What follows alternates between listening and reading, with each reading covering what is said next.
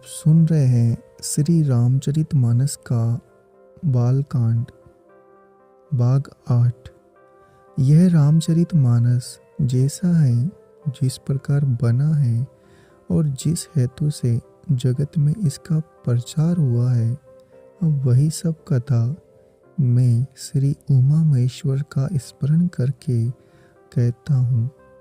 श्री शिव जी की कृपा से उसके हृदय में सुंदर बुद्धि का विकास हुआ, जिससे यह तुलसीदास श्री रामचरितमानस का कवि हुआ।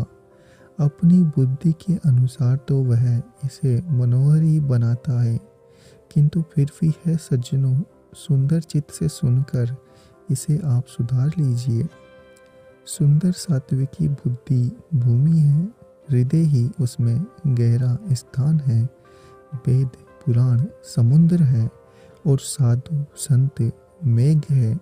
वे साधु रूपी मेघ श्री राम जी के सुयश रूपी सुंदर मधुर मनोहर मंगलकारी जल की वर्षा करते हैं। सगुण लीला का जो विस्तार से वर्णन करते हैं, वही राम सुयश रूपी जल की निर्मलता है, जो मल का नाश करती है। और जिस प्रेमा भक्ति का वर्णन नहीं किया जा सकता, वही इस जल की मधुरता और सुंदर शीतलता है। वह राम सुयश रूपी जल सत्कर्मी रूपी दान के लिए हितकर है, और श्री राम जी के भक्तों का तो जीवन ही है। वह पवित्र जल बुद्धि रूपी पृथ्वी पर गिरा और सिमट कर सुहावने कान रूपी मार्ग से चला, और मानस रूपी श्रेष्ठ स्थान में बरकर वही स्थिर हो गया। वही पुराना होकर सुंदर रुचिकर शीतल और सुखदायी हो गया। इस कथा में बुद्धि से विचार कर जो चार अत्यंत सुंदर और उत्तम संवाद रचे हैं, वही इस पवित्र और सुंदर सरोवर के चार मनोहर घाट है।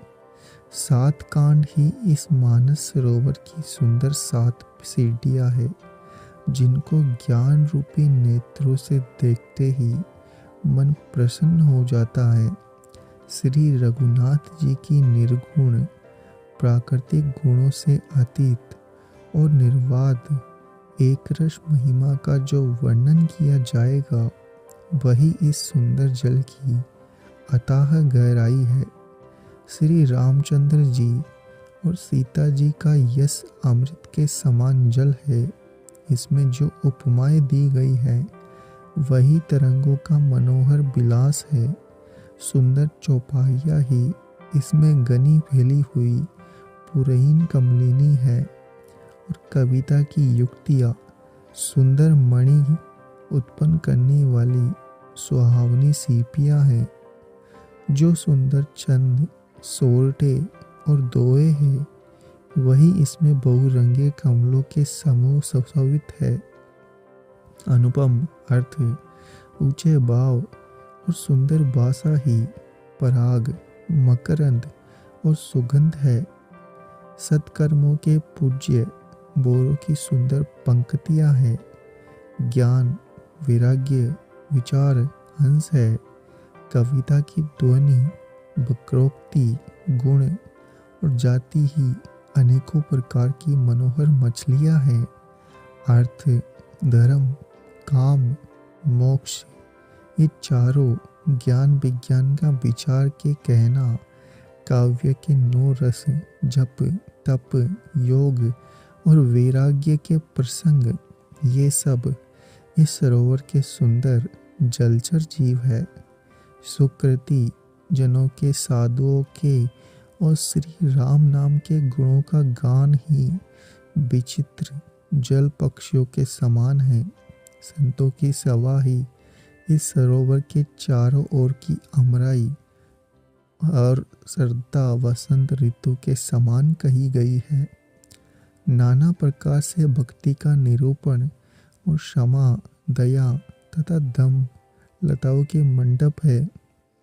मन का निग्रह, यम, अहिंसा, सत्य, असत्य, ब्रह्मचर्य और अपरिग्रह, नियम, सोच, संतोष, तप, स्वाध्याय और ईश्वर प्रणिधान ही उनके फूल है, ज्ञान फल है।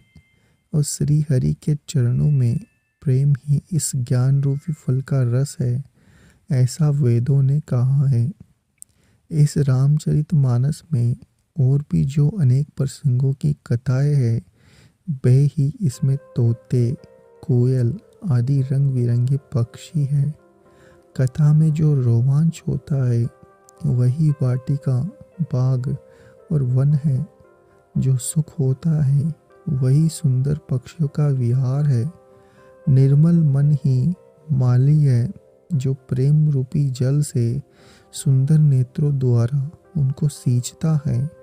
जो लोग इस चरित्र को सावधानी से गाते हैं, वे ही इस तालाब के चतुर रखवाले हैं। और जो स्त्री पुरुष सदा आदर पूर्वक इसे सुनते हैं, वे ही इस सुंदर मानस के अधिकारी उत्तम देवता है। जो अति दुष्ट और विषयी है, वे अभागे, बगुले और कौवे हैं। जो इस सरोवर के समीप नहीं जाते, क्योंकि यहाँ गूंगे, मेंढक और सेवा के समान विषय रस की नाना कथाएं नहीं है। इसी कारण बेचारे कौवे और बगुले रूपी विषयी लोग यहाँ आते हुए हृदय में हार मान जाते हैं, क्योंकि इस सरोवर तक आने में कठिनाइयाँ बहुत है। श्री राम जी की कृपा बिना यहाँ नहीं आया जाता। घोर कुसंग ही भयानक बुरा रास्ता है। उन कुसंगियों के वचन ही वाघ, सिंह और सांप हैं। घर के काम काज और गृहस्थी के बाती बाती के जंजाल ही अत्यंत दुर्गम बड़े बड़े पहाड़ है। मोह, मद, मान ही बहुत से बीहड़पन है और नाना प्रकार के कुतर्की भयानक नदियाँ हैं। जिनके पास श्रद्धा रूपी राह खर्च नहीं है और संतों का साथ नहीं है, जिनको श्री रघुनाथ जी प्रिय नहीं है, उनके लिए यह मानस अत्यंत ही अगम्य है। अर्थात श्रद्धा, सत्संग, भगवत प्रेम के बिना कोई इसको पा नहीं सकता। यदि कोई मनुष्य कष्ट उठाकर वहाँ तक पहुँच भी जाए, तो वहाँ जाते ही उसे नींद रूपी जोड़ी आ जाती है। हृदय में मूर्खता रूपी बड़ा कड़ा जाड़ा लगने लगता है, जिससे वहाँ जाकर भी वह अभागा स्नान नहीं कर पाता। उससे उस सरोवर में स्नान और उसका जलपान तो नहीं किया जाता, वह अभिमान सहित लौट आता है। फिर यदि कोई उससे वहाँ का हाल पूछने आता है, तो वह अपने अभागे की बात ना कहकर सरोवर की निंदा करके उसे समझाता है। यह सारे विघ्न उसको नहीं बाधा नहीं देते, जिससे श्री रामचंद्र जी सुंदर कृपा की दृष्टि से देखते हैं। वही आदर पूर्वक इस सरोवर में स्नान करता है और महान भयानक त्रिताप से, आध्यात्मिक, आदि देविक, आदि बौद्धिक तापों से नहीं जलता। जिनके मन में श्री रामचंद्र जी के चरणों में सुंदर प्रेम है, वे इस सरोवर को कभी नहीं छोड़ते। हे भाई, जो इस सरोवर में स्नान करना चाहे, वह मन लगाकर सत्संग करे। ऐसे मानस सरोवर को हृदय के नेत्रों से देखकर उसमें गोता लगाकर कवि की बुद्धि निर्मल हो गई। हृदय में आनंद और उत्साह भर गया और प्रेम तथा आनंद का प्रवाह उमड़ आया। उससे वह सुंदर कविता रूपी नदी वह निकली, जिसमें श्री राम जी का निर्मल यश रूपी जल भरा हुआ है। इस कविता रूपी नदी का नाम सरयू है, जो संपूर्ण सुंदर मंगलों की जड़ है। लोकमत और वेदमत इसके दो सुंदर किनारे हैं। यह सुंदर मानस सरोवर की कन्या सरयू नदी बड़ी पवित्र है और कलयुग के छोटे बड़े पाप रूपी तिनकों और वृक्षों को जड़ से उखाड़ फेंकने वाली है। तीनों प्रकार के श्रोताओं का समाज ही इस नदी के दोनों किनारों पर बसे हुए पूर्वे गांव और नगर है। संतों की सभा ही सब सुंदर मंगलों की जड़ अनुपम अयोध्या जी है। सुंदर कीर्ति रूपी सुहावनी सरयू जी राम भक्ति रूपी गंगा जी में जा मिली। अगर आपको हमारा यह प्रश्न अच्छा लग रहा है तो चैनल को सब्सक्राइब करें, वीडियो को लाइक और शेयर करना ना भूलें। सुहावना महानद सोन उनमें आ मिला। दोनों के बीच में भक्ति रूपी गंगा जी की धारा ज्ञान और वैराग्य के सहित शोभित हो रही है। ऐसे तीनों तापों को डराने वाली यह तिमुहानी नदी राम स्वरूप आदि समुद्र की ओर जा रही है। इस सरयू का मूल मानस श्री रामचरित है और यह राम भक्ति रूपी गंगा जी में मिली है। इसलिए यह सुनने वाले सज्जनों के मन को पवित्र कर देगी। इसके बीच बीच में जो भिन्न भिन्न प्रकार की विचित्र कथाएं हैं, वे ही मानो नदी तट के आसपास के वन और बाग है। श्री पार्वती जी और श्री शिव जी के विवाह के बाराती इस नदी में बहुत प्रकार के असंख्य जलचर जीव है।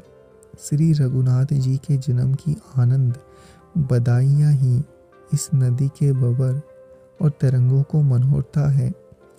चारों बाइयों जो बालचरित है, वे ही इसमें खिले हुए रंग बिरंगे बहुत से कमल है। महाराज श्री दशरथ जी तथा उनकी रानियों और कुटुंबियों के सत्कर्म ही भ्रमर और जल पक्षी है। श्री सीता जी के स्वयंवर की जो सुंदर कथा है, वही इस नदी में सुहावनी छवि छा रही है। अनेकों सुंदर विचारपूर्ण की प्रश्न ही इस नदी की नावें हैं। उनके विवेक युक्त उत्तर ही चतुर केवट है। इस कथा को सुनकर पीछे जो आपस में चर्चा होती है, वही इस नदी के सहारे सहारे चलने वाले यात्रियों का समाज शोभा पा रहा है। परशुराम जी का क्रोध इस नदी की भयानक धारा है। श्री रामचंद्र जी के श्रेष्ठ वचन ही सुंदर बंधे हुए घाट हैं।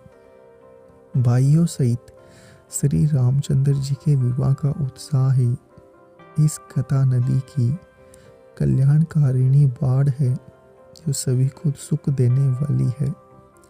इसके कहने सुनने में जो हर्षित और पुलकित होते हैं, वे ही पुण्यात्मा पुरुष है, जो प्रसन्न मन से इस नदी में नहाते हैं।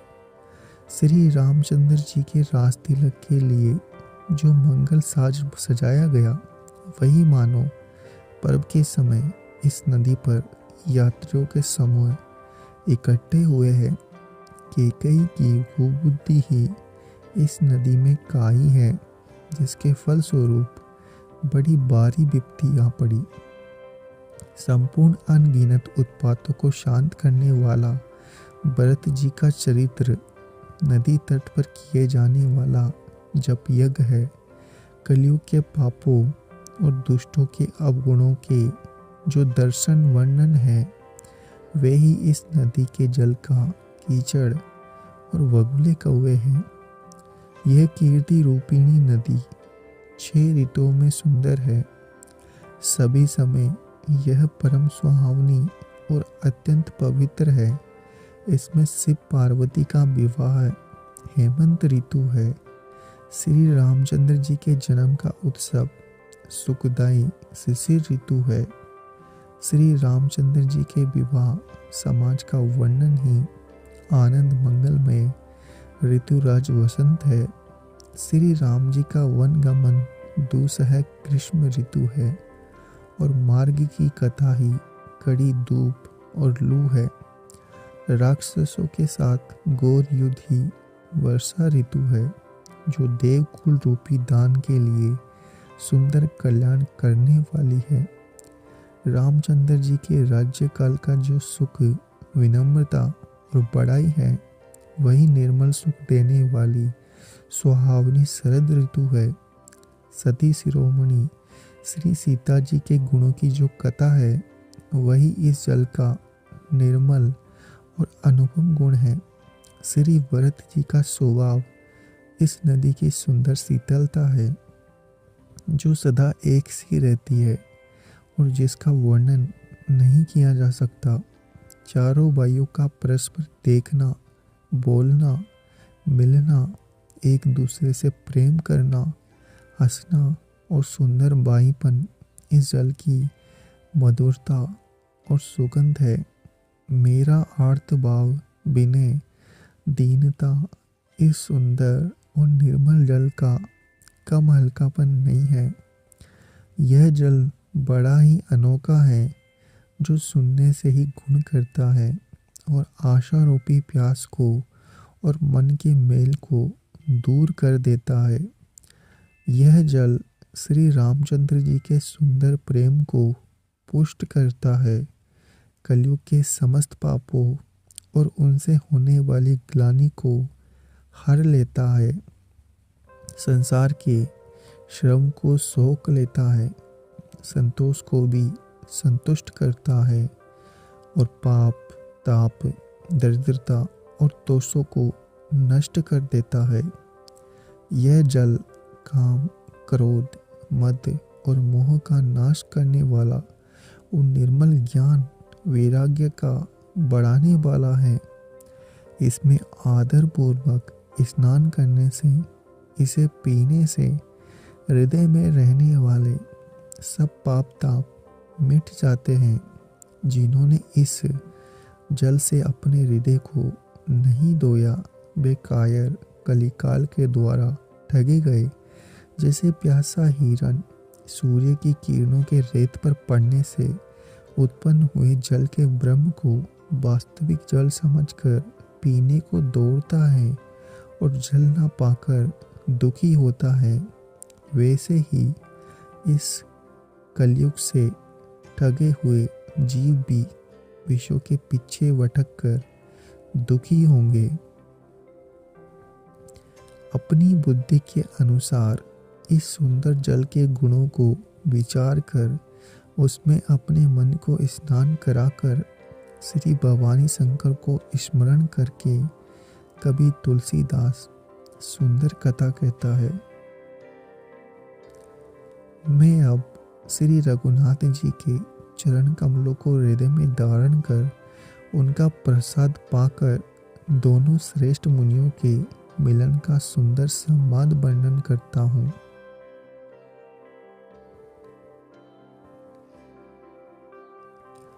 अगर आपको हमारा ये प्रयास अच्छा लग रहा है तो चैनल को सब्सक्राइब करें, वीडियो को लाइक और शेयर करना ना भूलें।